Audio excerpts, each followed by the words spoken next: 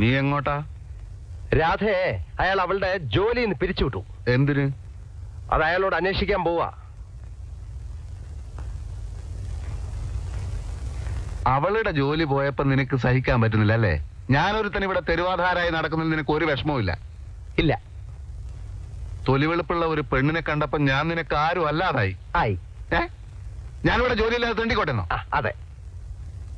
നീ എല്ലാവരും മനസാക്ഷി ഇല്ലാത്തവരാണ്. ആണ് ദാസാ, ഞാൻ നിന്റെ ഒരു സുഹൃത്തായിരുന്നു. ആയിരുന്നു എന്ന് വെച്ചാ ഇപ്പോഴല്ലേ? അല്ല. Bad workers blame their tools എന്ന് ഇംഗ്ലീഷിലൊരു ചൊല്ലുണ്ട്. അതുകൊണ്ട് സ്വന്തം കഴിവുകേട് മറയ്ക്കാൻ ഉപകരണങ്ങളിൽ പഴിചാരുക. കൈയക്ഷരം മോശമായതിന് പേനയെ കുറ്റം പറയുക. മരം വെട്ടറിയാത്തതിന് കോടാലിക്ക് തെറി വിളിക്കുക. ജോലി സ്വന്തമായിട്ട് അന്വേഷിച്ച് കണ്ടുപിടിക്കണം. ശേഷം ഭാഗം സ്ക്രീനിൽ കാണാമെന്നല്ലേ പറഞ്ഞു പോയത്?